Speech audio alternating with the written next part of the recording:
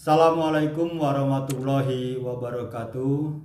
Selamat datang di channel Sinau Peteng, channel pembelajaran kebiasaan, perklenian, dan tradisi orang Jawa. Pada video kali ini saya akan melanjutkan sebuah cerita tentang asal-usul tuyul.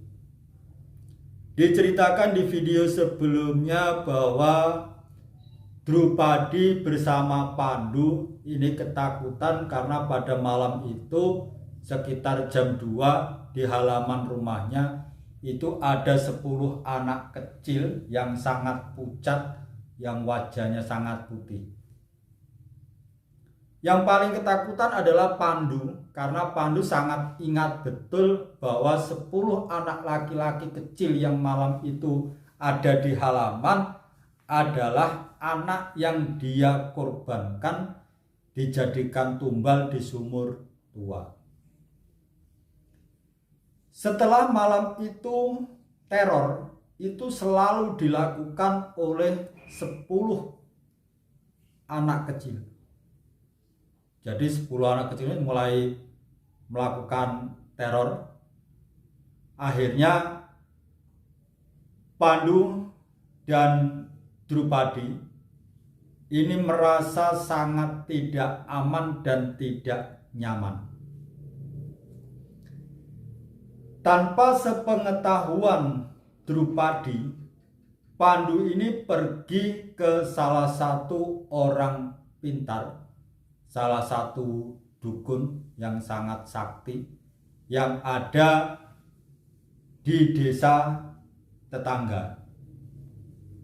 Sang dukun ini hanya hidup sangat sederhana bersama istrinya, dan dia pun tidak mempunyai anak.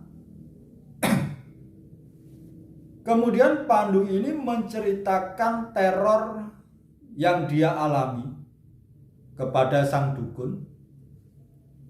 Kemudian sang dukun ini hanya tersenyum, kemudian memberikan sebuah jimat, 4 jimat yang dibungkus, kemudian disuruh menanam di 4 penjuru rumah.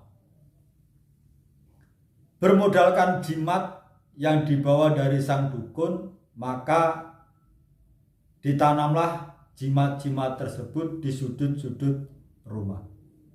Akan tetapi teror itu tidak berhenti, justru tambah jadi, sampai pada akhirnya 2 pembantu Pandu ini meninggal dunia. Ada yang sakit meninggal, ada yang kecelakaan meninggal. Akhirnya 2 pembantunya, 2 abdi yang pernah membawa tumbal-tumbal ke sumur tua itu semua meninggal dunia. Ternyata jimat yang ditanam itu tidak membawa pengaruh. Bukannya mengakhiri teror, justru teror itu semakin menjadi-jadi. Sampai akhirnya Drupadi itu meninggal dunia. Drupadi meninggal dunia. Kemudian Palupi, anaknya Pandu, pada malam itu hilang. Ketika ditemukan,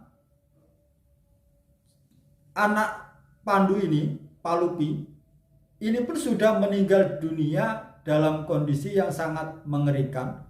Badannya dicabit-cabit, jadi penuh dengan luka. Akhirnya Pandu ini stres dan gila.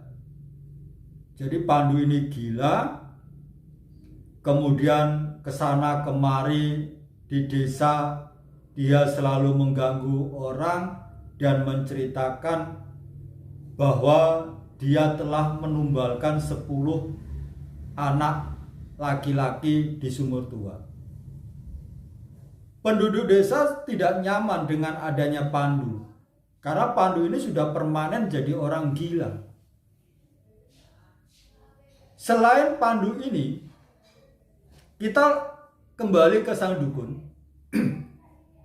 Ternyata sang dukun ini mempunyai rencana sendiri bahwa dia mengetahui 10 anak laki-laki yang diceritakan oleh Pandu itu bisa dimanfaatkan. Akhirnya sang dukun itu memberi jimat kepada Pandu, bukan jimat untuk menangkal 10 anak laki-laki yang tukang memberi teror, justru hanya untuk mengurung supaya anak laki-laki itu ketika masuk ke dalam rumahnya Pandu tidak lagi bisa keluar, tidak bisa meninggalkan rumah. Sampai akhirnya rumahnya Pandu ini menjadi rumah yang sangat angker, tidak ada satupun warga yang berani memasuki rumah tersebut kecuali sang dukun.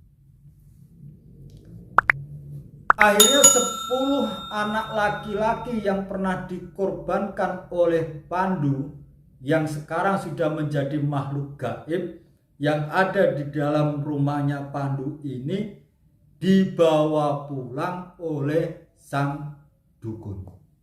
Dibawa pulang ke rumahnya, dimanfaatkan oleh sang dukun. 10 anak laki-laki ini semua diberi makan, diberi minum, diberi makan. Makannya adalah darah, minumnya adalah darah.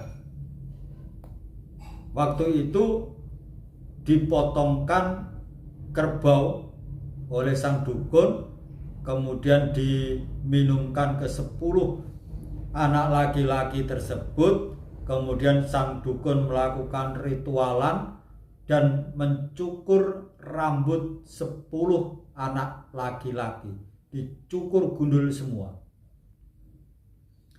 Kemudian anak laki-laki yang telah dicukur gundul ini semua disuruh mencari uang. Akhirnya tidak perlu waktu yang sangat lama, sang dukun ini menjadi orang kaya. Dan di zaman saat ini 10 anak laki-laki itu yang dinamakan tuyul. Jadi asal usulnya tuyul berawal dari korban 10 anak laki-laki yang berusia 6-10 tahun yang ditumbalkan, yang dimasukkan ke dalam sumur tua di hutan angker, kemudian dibawa pulang oleh sang dukun, kemudian diberi makan, disuruh bekerja mencari uang. Demikian video dari saya, kurang dan lebihnya mohon maaf. Saya akhiri. Wassalamualaikum warahmatullahi wabarakatuh.